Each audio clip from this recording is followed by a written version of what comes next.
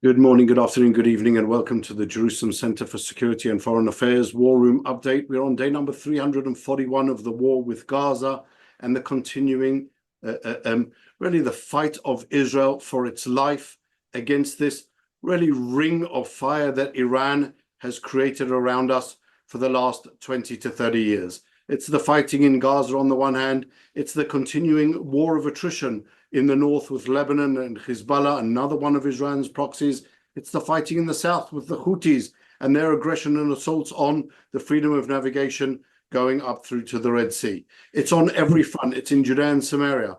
Just a few hours before we started this broadcast, another terror attack in Judea and Samaria, a ramming of an Israeli who was standing just peacefully, innocently at the side of the road, rammed by a Palestinian truck, but not just any Palestinian truck.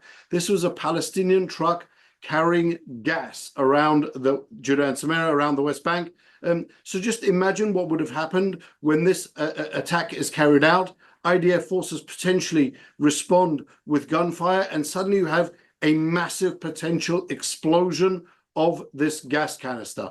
Thankfully, that didn't happen, and the terror attack resulted in the injury, at least so far. Hopefully it will get no worse, just of one person. But this is the methodology of the terrorists, to try and cause as much terror, mayhem, death as they can. And today in Israel, as we look at the situation fighting terrorism, we're really on a very auspicious day. Let's not forget that today is a historic day for the world, and definitely for the fight on terrorism. 9/11, the 11th of September 2001, the attack on the World Trade Centers, 2,977 people murdered by the same crazed terrorists that are now attacking Israel. The 9/11 attacks resulted in an international coalition getting together to say terrorism has to be eradicated. Wars were started in Iraq, in Afghanistan. Thousands, tens of thousands, even hundreds of thousands of people were killed. Many of them were civilian non-combatants. That's just the statistics of urban warfare. To put that in context and to try and understand a little bit about what's going on the ground as Israel fights in the Gaza Strip, this is probably the most complex. I'll use the superlatives. Maybe our guests will correct us if I'm wrong. The most complex urban warfare that has been conducted in a long time. It's not only above the ground and the rockets immediately endangering Israel's civilian population. It's fighting on the ground. And it's also that whole subterranean area, an extensive tunnel system that was dug for probably over a decade by Hamas throughout the Gaza Strip, hundreds of kilometers of tunnels, a tunnel system, just to put it into proportion, that is larger than the London Underground, for those of you that know that, for the metro in Paris, and larger than the underground system in New York. This was the sheer size of the tunnel system that was dug by Hamas in the Gaza Strip. Some of it was designed to be a base for fighting against Israel, for the forces to move around underneath the Gaza Strip really freely, to pop up from any type of opening and to then attack the Israeli forces. Some of them, as we saw from the video released by the IDF spokesman, were used for holding hostages.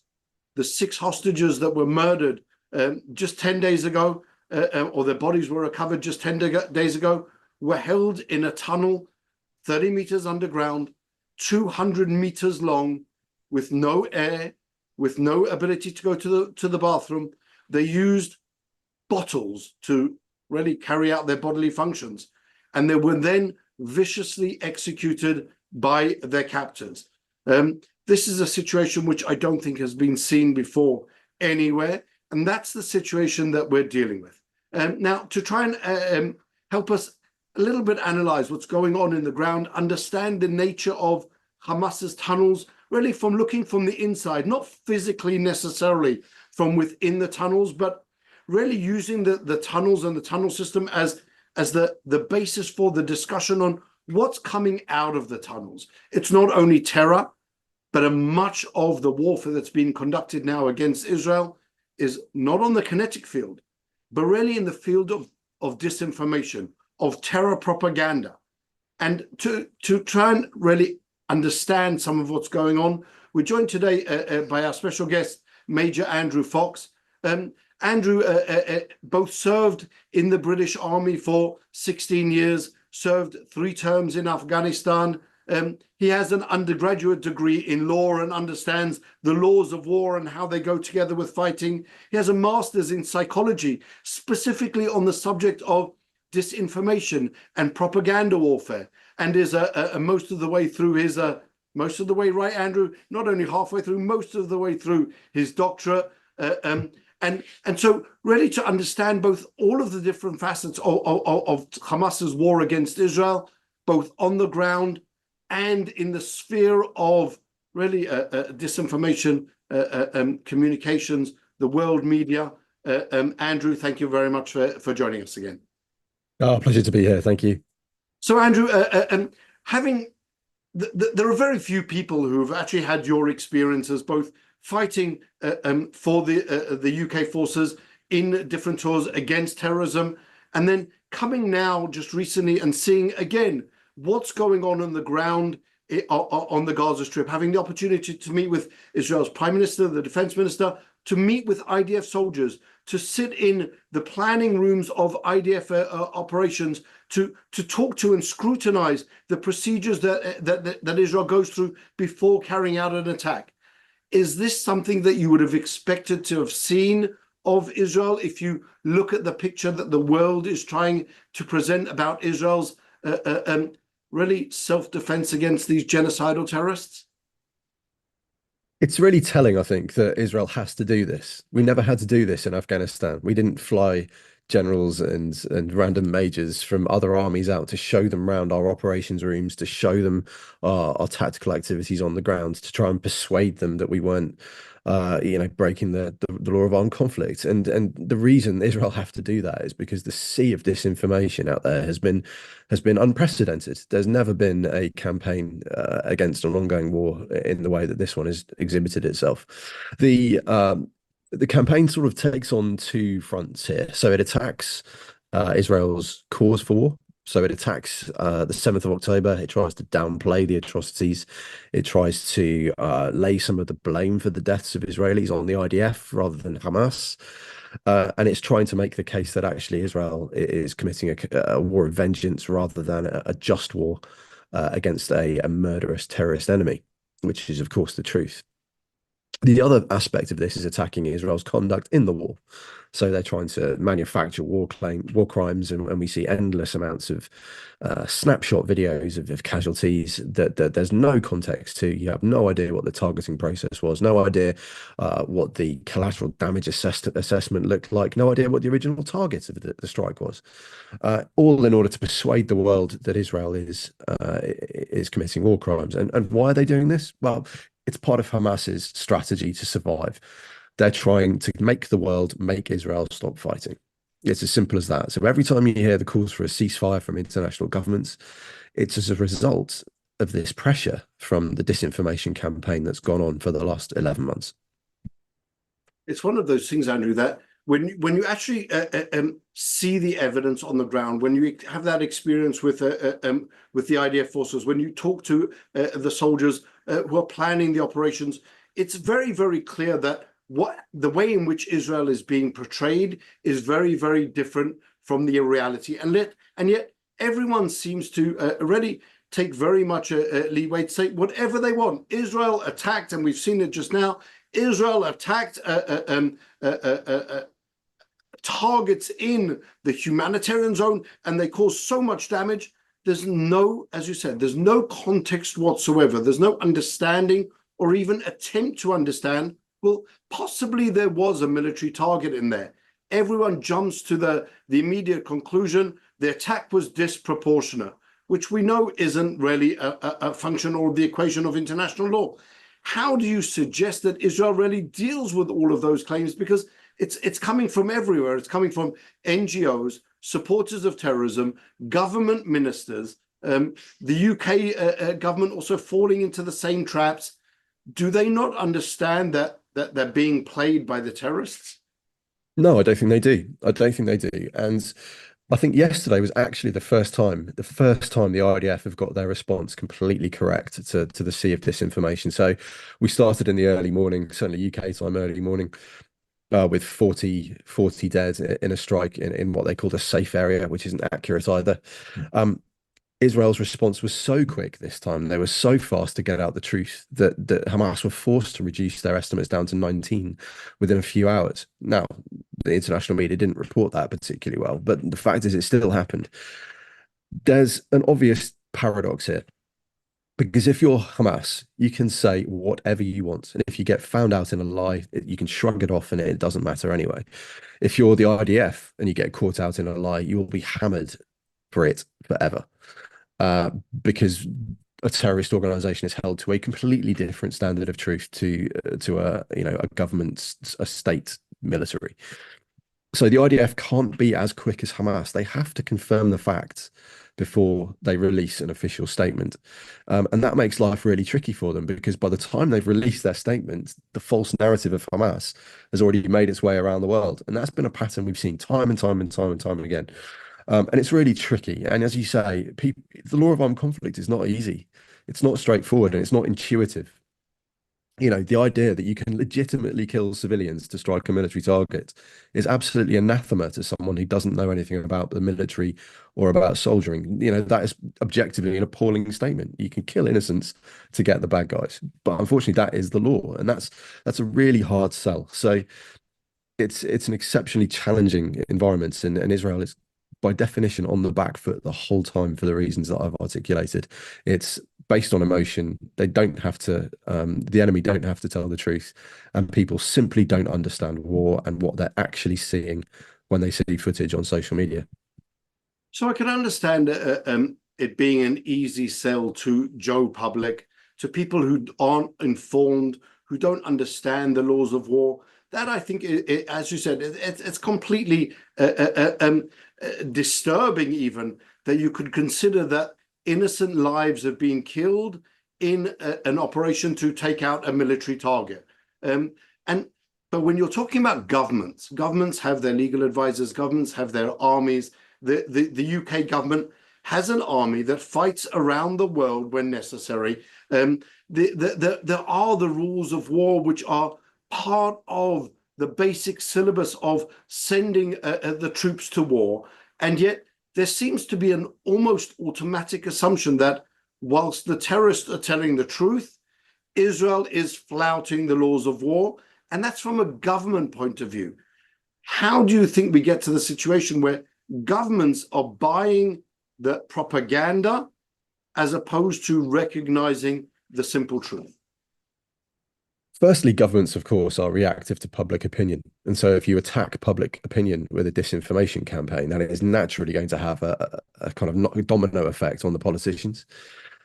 Secondly, I think politicians aren't always that well informed. I was speaking to a British politician the other day, and I won't mention his name, talking about the war in Israel. And he asked me who Sinwar was. That's the level of lack of knowledge that some fairly senior politicians have.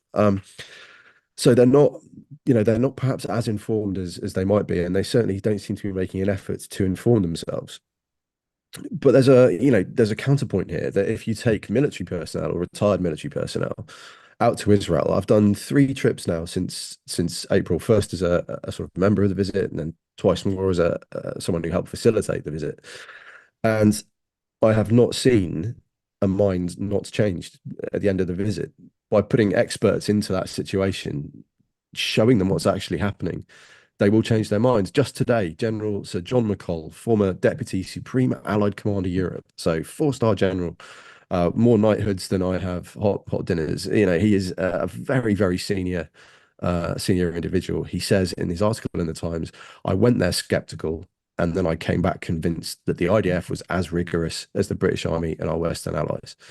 And this has happened time and time and time and time again. People go there skeptical, see what the IDF are doing, and then have their minds changed. And hopefully, someone as senior as General McCall saying this, he's got no incentive to kind of talk on Israel's behest. It's not because he's getting paid, or he's got no reputation to try and build off the back of it. You know, he's a retired four-star. He's got no more reputation he could possibly have. And yet even he is saying this. So it's a matter of trying to get that message to the politicians. Stop listening to the press, stop listening to the social media, and actually listen to experts who've been there and seen it and can tell you the truth, because they know what the truth looks like. And yet it seems that in that whole process, I recognize the fact that some of Israel's efforts to explain itself, to present the real picture, are somewhat limited. And yet you're right, I think, in your assessment that once people come and see on the ground what's being done, it has an incredible effect. Is that what do you think Israel needs to do, instead of not only bringing ex-military personnel, but also bringing, I don't know, politicians from the UK and say, you know, we're going to take you on a trip of Gaza. Come and see what we're dealing with. Is that something that you as you mentioned before, in Afghanistan, in Iraq, no one really needed to persuade the world that the Allied forces were acting in accordance with the laws of war, and even questions were raised whether that was necessarily true. But this whole process of immediately buying the propaganda of the terrorists, as opposed to believing the actions and words of a democratic country, seems to be something which is almost inherent in the problem. Is it a form of bias? Is it willful ignorance?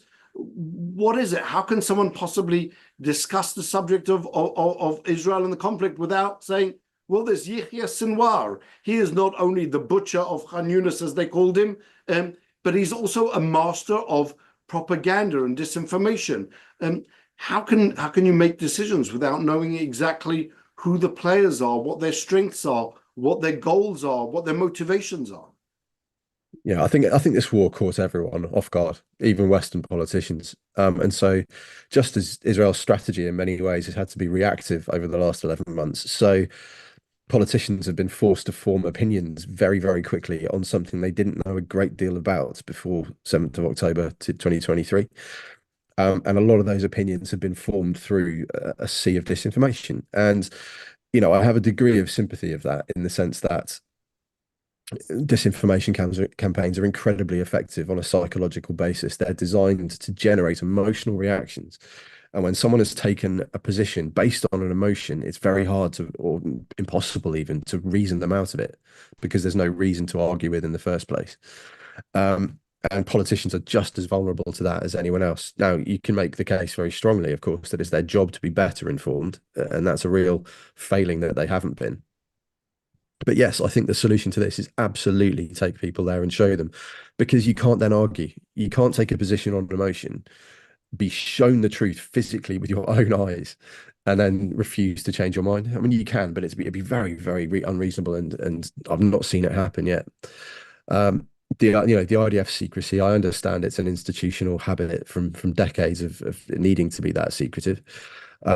It is unhelpful, even with someone like me who's a known quantity. I sometimes find the IDF intensely frustrating to deal with, certainly from the courier level. They're very, very hard to get information out of, even such simple things as how many regular troops they've got. They just won't tell you. And I think that has been a very counterproductive characteristic over the last 11 months. And I think the final point is that you know, if you bring politicians there and show them, then it cuts through the obvious rebuttal to any argument in favor of Israel, which is, of course, the Israelis would say that. You know, the IDF say, okay, fine, well, Hamas say this, and I believe Hamas. When you've actually seen it, you know it's not the IDF telling you, it's the IDF showing you, and that's a really important factor, I think. So really, if we were to break it down into two separate categories, maybe one is the disinformation and possibly lack of information that the politicians have, that the decision makers have, on the one hand, and on the other hand, the Joe public, who is really the target of much of the disinformation. Do people even understand, from your experience and from your research, do they understand, when do they get to that point where they understand that they have been the target and the subject of disinformation. Is that something which they can psychologically say that, you know what, we understand that we weren't being given the full truth. Now we understand a different picture. Is that really humanly possible? No, I don't think it's possible to change minds. You've got two psychological effects that kick in. The first is cognitive dissonance, which is the discomfort you feel when you hold two simultaneously conflicting ideas. And when you get that, you tend to cleave to the first one that you had. You also have backfire effects, which is really interesting. So that is a psychological effect where if people are presented with evidence that contradicts a firmly held belief, they will double down on the original belief rather than change their minds. So once a disinformation campaign has taken hold of someone, it's very, very unusual to get them to go, hey, do you know what? I was wrong. Actually, it's something else. My theory at the moment, my working theory is that the best we can do is inject some doubt. I think that is, when it comes to the mass public, that is the best we can do at this stage. It may come further down the line when there are proper investigations and you can present proper independent reports. It may come to the point where people at least accept that there was an error of incorrectness in their firmly held position. And a really good example of this was the Australian independent investigation into the WCK strike a few months ago. I think it was back in April, wasn't it? Yeah.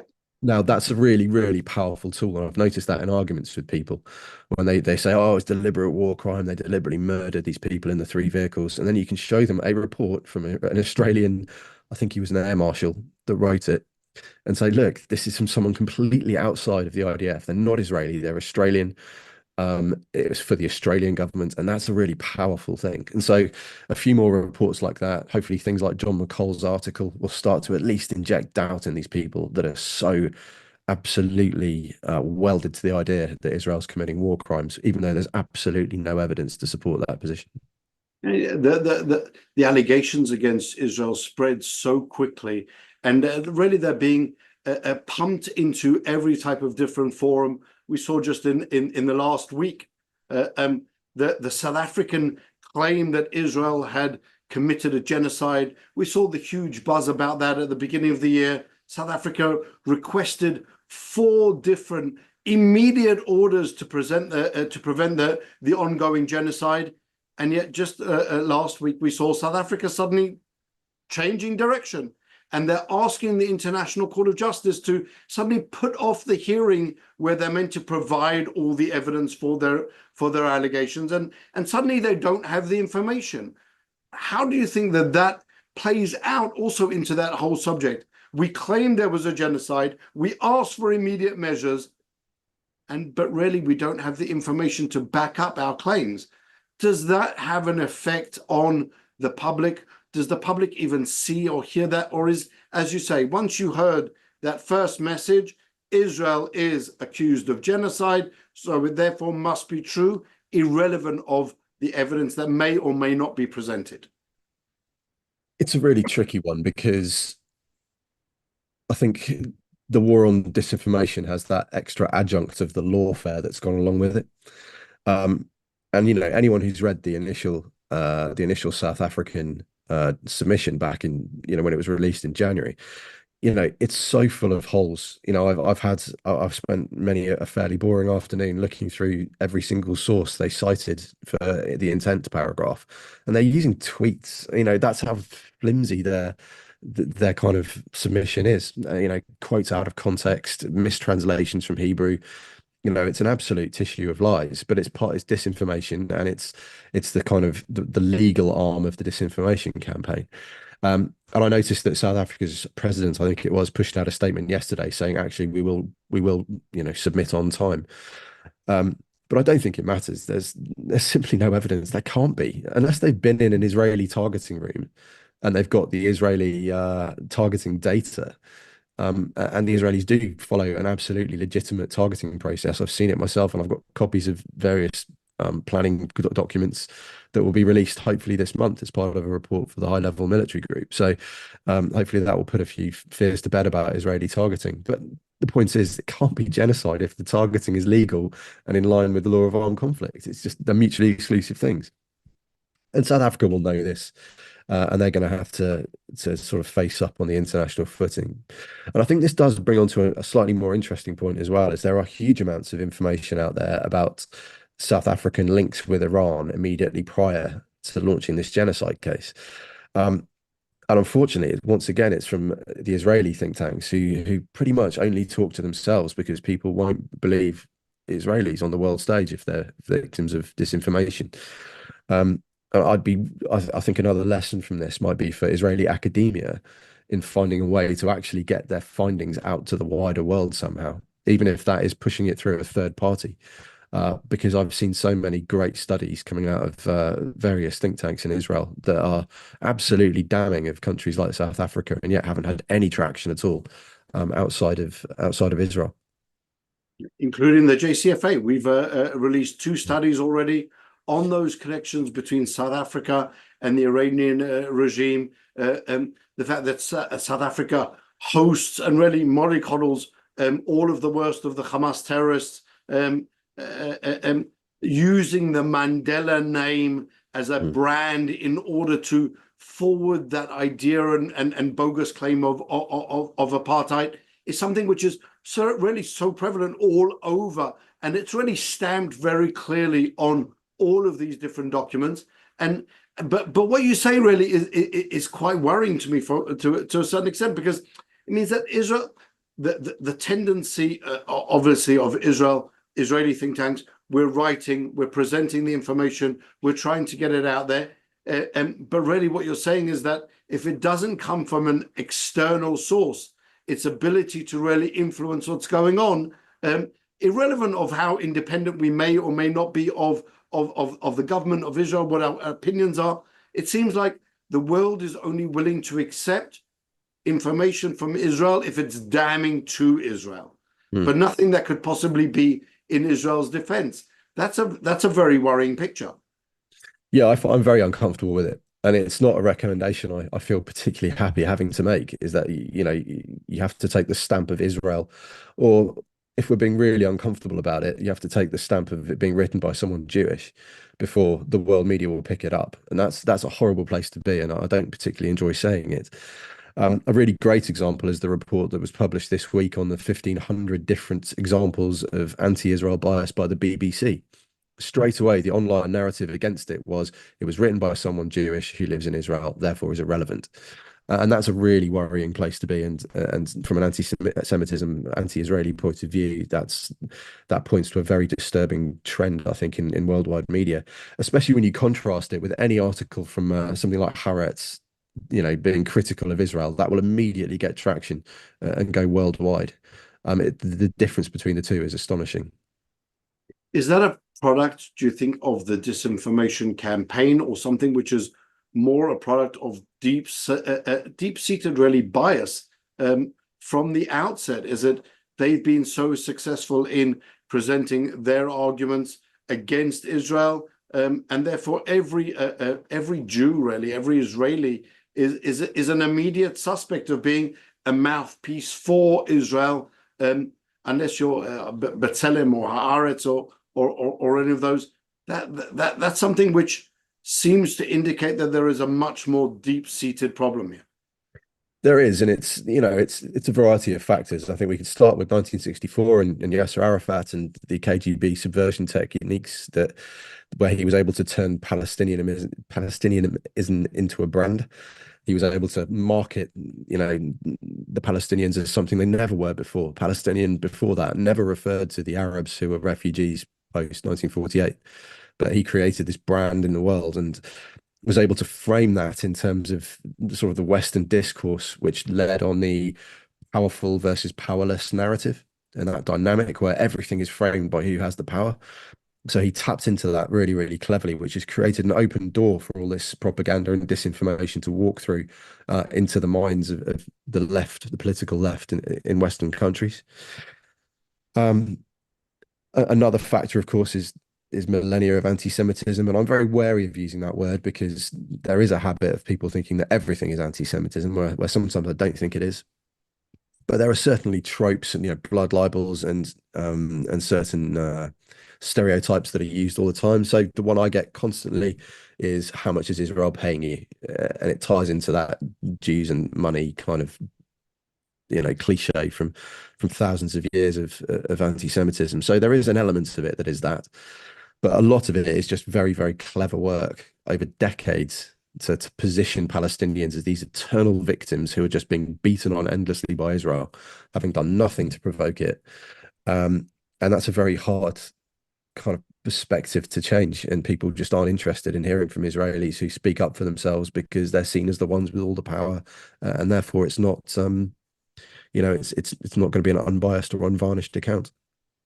Hey, what you mentioned before is I think something that the JCFA, really all of the different researchers talk about a lot.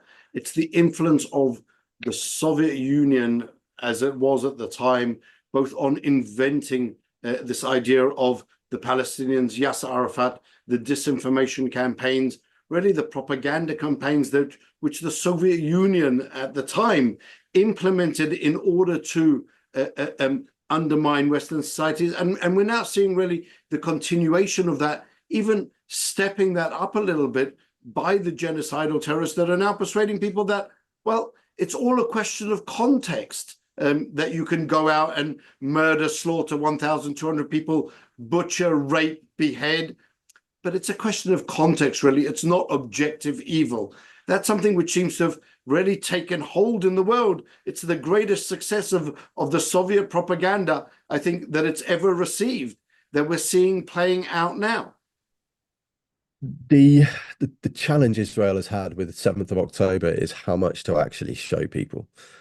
And I understand the dignity of the victims, particularly the privacy of the rape victims. And I understand that sort of the ethical dilemmas with releasing the videos from 7th of October. And I visited the one of the places in Glilot, one of the intelligence places of the IDF, and they told me they have 40 years worth of video from that period of the attack, which is just astonishing when you think about it. 40 years worth. And the problem with not releasing it is that people are now reliant on testimony rather than visual evidence, which gives an opportunity for the other side to cast doubt. And I've seen far more of that footage than the average person, and far more than I would ever want to see, quite frankly. And it is undeniably the most appalling, most shocking, most nightmarish, ghoulish, horrendous thing I've ever seen in my entire life. And I've done 3 tours of Afghanistan. Nothing I ever saw there came remotely close to what I've seen from 7th of October. Nowhere near. And it gives Israel the most compelling reason for doing what they're doing in Gaza. It makes all of the damage absolutely proportionate and justified. That Hamas did that on 7th of October means they must be dismantled in Gaza, and dismantling them in Gaza means causing a huge amount of destruction to the buildings on which the tunnels sit. And it's that simple. And Israel have hamstrung themselves to an extent by not showing the world just how bad this was, because they've given the opportunity for the other side to create doubt about it. And that's exactly it. We had thousands of terrorists, the latest update saying that there was possibly as many as 6,000 terrorists who invaded Israel, many of them carrying GoPros, body cameras, to show and to really eternalize their own brutality. This is something which many of these cameras have now been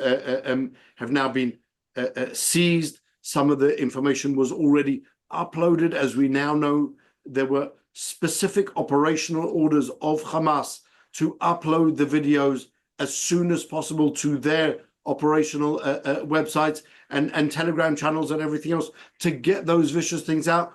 But when you compare the information to, I don't know, John the Beheader, I think is I can't remember his exact nickname that he got, where you see people executing the ISIS terrorists executing hostages. That's exactly what we've seen also really throughout the period, and now as well just recently.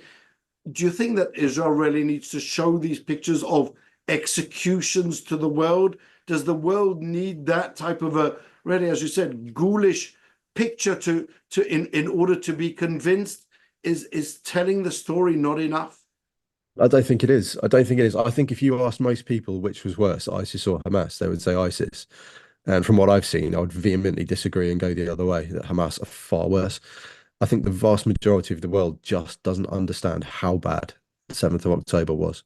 I really don't think telling the story comes close to seeing that glee with which they slaughtered Israelis. And that was the most horrifying thing, was the joy they took in it. And that was really, really compelling. And that has never really reached the wider conversation, I don't think, in the global context. And when we look at what's happening in Gaza, they are showing everything. Some of it's not even true, and they're still showing it. You know, you've seen plenty of videos that are blatantly dolls, and you've seen some pictures from Syria presented as being from Gaza. You know, they are showing this on a daily basis. And 7th of October was 11 months ago. And I've noticed, actually, interestingly, once they showed the tunnel in which the 6 hostages were executed, that's had a really powerful effect. Unfortunately, information campaigns rely on emotion. It's as simple as that. And simply standing there and saying what happened just doesn't carry the emotional impact of actually seeing it. And that's not a nice thing. You might argue that actually the information battlefield is one that Israel should walk away from. If the alternative is having to show 7th of October videos, maybe there is a case to be made that says, okay, we're not playing this game. We're just not doing it. And that's, you know, that's fine. But you do have to accept there will be certainly knock-ons in terms of the global conversation if you don't show people what they need to know. That's one of the things that Israel really has dealt with for many years. Going back to the bus bombings in the early 2000s, do you show the pictures of body parts spread all over the place, of the children that have been massacred? Do you go down to that level of the terrorists and their actions and their propaganda warfare? Is that something which is respectful to the victims?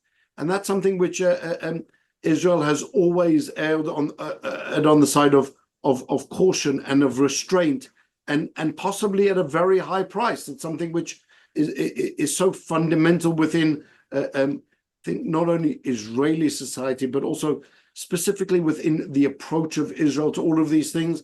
I've seen not a small amount of criticism, truly criticism of Israel for not taking all of the bodies of the women who were massacred on October 7 and doing rape kits and then presenting all of that information. They ignore entirely the idea that in Israel, when someone dies, as opposed to other countries, the goal is to get that person buried as soon as possible. And so when you're talking about a massacre that happens with thousands of victims under fire, with terrorists still running around, and yet they still have the gall to say, well, you didn't conduct rape kits, so we can't believe you that anyone was even raped. This is the level that I think the discussion has really deteriorated to. And you see it not coming from people on the street, but you see it from UN reports, from the Commission of Inquiry, from the Human Rights Council. That was literally the argument that Navi Pillay presented in her last report from May, June. Well, we don't believe that anything really happened because we didn't get to interview the victims and see their rape kits. With all due respect, do we really need to show you the stained underwear of every victim? I apologize for being so graphic and rude, but it appears that we have no alternative. No, I agree with you on the rapes. Of course, you know, I've seen the evidence that they will show us in Israel, and it is compelling and absolutely decisive that sexual assault and rape happened on 7th of October. So, you know, I've seen that evidence. I'm entirely convinced. Not that I wasn't convinced beforehand, but you know, if this whole videos or it didn't happen narrative is sickening, absolutely sickening. And you know, if any other civilian, you know, say a rape victim in my town, you know, you'd never expect the evidence for that rape to be put on, you know, put on show for the world to see. It's absolutely disgusting and depraved to suggest that they should do so. My point was more broadly about 7th of October. And I think you're absolutely right. There is a decision to be made of costs and benefits and, you know, costs against. of showing that video. And Israel has clearly made a calculus that is not worth showing it, and they'd rather take the hit on the information warfare side of things. And on that, I'm just trying to give you an objective outsider's view that it is damaging, but I fully understand the reasons for not doing so. So do you think if that information, just going back to one a previous point that we discussed, if that information was to be released and the videos were to be shown by official Israel, as opposed to think tanks, because there are a number of websites that have really extensive video coverage that was freely available, and you can go in and see the ghoulish pictures. Do you think there would be a difference with that information being released by NGOs as it has been till now, as opposed to official Israel? I think the battle's fought and won and lost. Sorry, I think the battle's fought and lost already. I think it's probably too late to do that now. Had it been done in the weeks and months immediately after 7th of October, I think it might have had an impact. But if you release it now, the narrative will simply be it's faked. Why have you sat on it all this time? Why didn't you release it sooner? So I think that conversation to an extent is academic, because I don't think it would make any difference now. But I have seen people in the immediate aftermath of having watched the 47-minute video, and the impact is striking. You know, I've seen people in tears. Seen people stunned. I've seen people unable to talk. And that is a very, very powerful video. And had that been shown more widely in late October, early November 2023, then I think we could have had a different conversation right now, quite frankly. But I think it's too late now. Now it's too late to come up with all of that evidence and say, well, look, this is what we're dealing with. It's not only the number, the extent of the casualties, the number of the deaths, but really the sheer brutality of what was being carried out by these same people who, as we said when we started, the same people who now the world government say, well, you have to get to some type of a ceasefire with them. You have to allow them to, and when we're talking about ceasefire, we're not talking about, okay, we're going to release all of the hostages. Hamas has never agreed to that. Hamas has really strung everyone along, saying, well, we'll release 18 hostages, but you have to give up the fight before then. Well, so what do we do with the other 83 hostages that will still be left in Gaza? How do we bring about the release of all of those hostages while we allow these genocidal terrorists to not only survive, for Yahya Sinwar to pop up and say, you know what? Here's the V sign.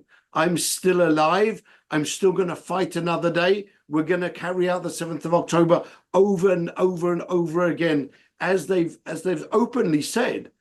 Is that not something that the world understands? Genocidal terrorists are not good for the world. Never mind not good for Israel, they're just not good for the world. Evil shouldn't be allowed to exist. One of the great successes Hamas have had in this war is having themselves presented globally as an equal interlocutor with Israel. In the world's eyes, there are two sides to this war. Everyone's got a bit of a grudge. How about you just stop? The way they've presented themselves as an equal player on the pitch to Israel is a very impressive piece of information warfare. There is an incredibly challenging strategic decision that I guess it's the Prime Minister has to make, and that is the future security of 10 million Israelis versus the current lives of 101 Israelis. And that is a horrible, horrible decision to have to make. I think if we frame it this way, that actually there's no hostage deal on the table at the moment, I think that decision then becomes a lot easier. It's still not very pleasant, but it becomes easier when you understand that Sinwar is not going to release 101 hostages back to Israel in exchange for a full ceasefire. It'll come with the release of 1,000 Hamas terrorists from Israeli prisons. It'll probably come at the cost of giving up the Philadelphia corridor and that pathway to Egypt for Hamas to rearm and reconstitute and get money back. That's going to open up again. And it's going to be exceptionally challenging for Israel to reinvest or to go back into the Gaza Strip once they've fully withdrawn. International pressure will be horrendous for them not to do that. So there are a lot of downsides to any potential ceasefire deal and very, very few upsides. as you say, it's very unlikely they're going to give back every single hostage, if they even know where they are as well. Don't forget, a number of those are held in, other groups or civilians in Gaza. And I don't think there's a guarantee whatsoever that Sinwar has total control over that. So it's a really tricky situation, but I do lean towards Mr. Netanyahu's position over Mr. Gallant's. In that, I have to say that I actually just recently wrote an article on that whole subject of the exchange deal, just trying to look at and say, well, when you're talking about a prisoner exchange deal or the release of hostages in return for the release of terrorists, you have to understand what you're getting into. The October 7 massacre was a product of the Shalit deal in 2011. Yahya Sinwar, who orchestrated, led the massacre, was released in that deal.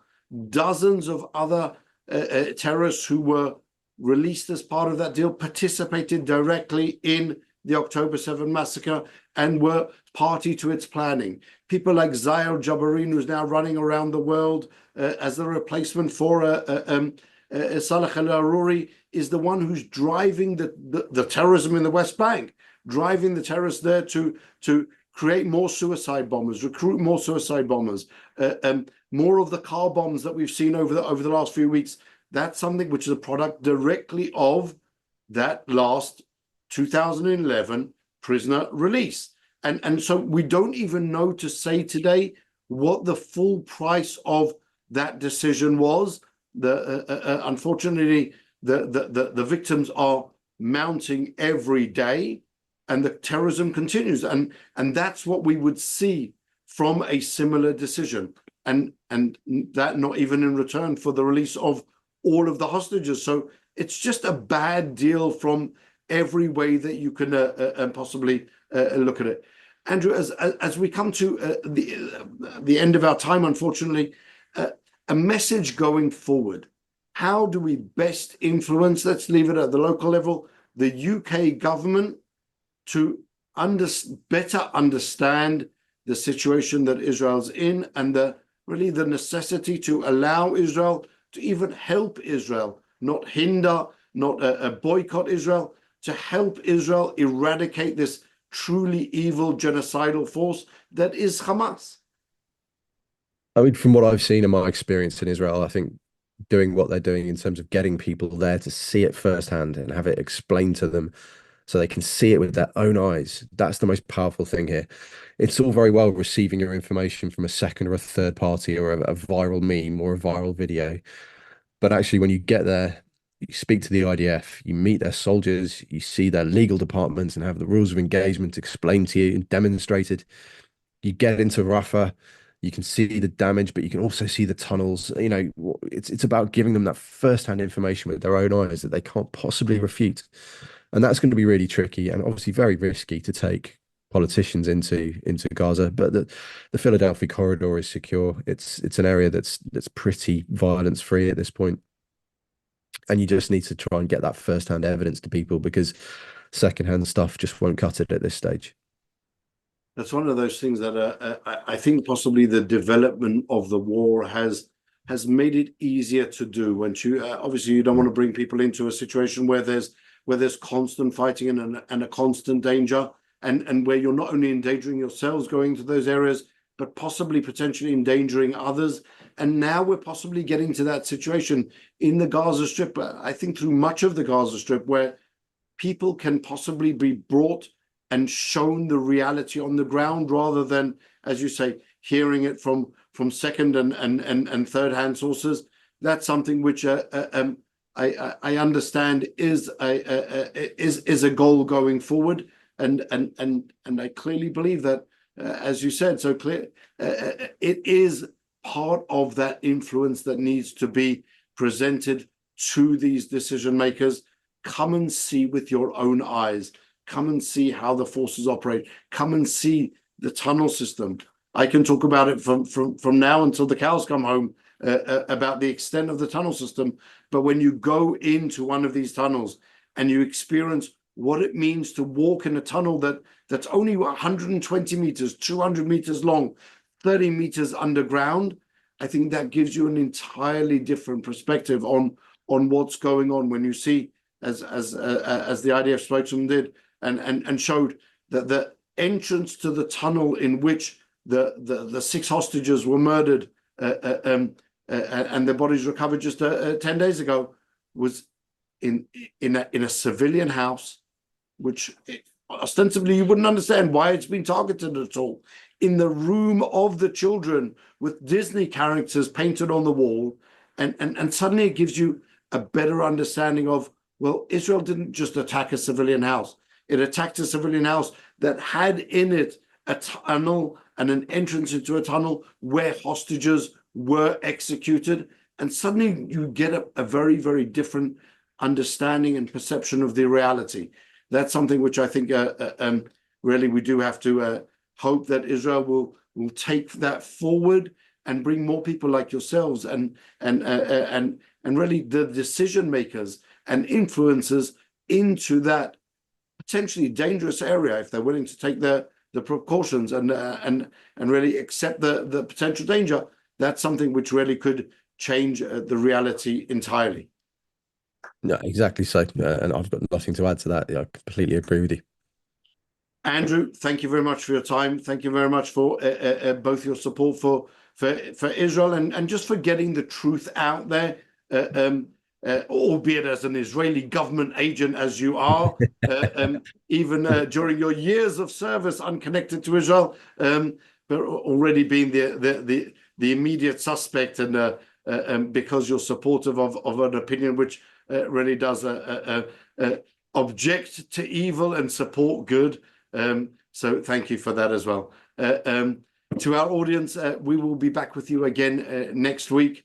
Hopefully by then we'll be able to report on more hostages being released and possibly getting to an end of the war. We may have a little bit more to discuss, I fear, on that subject.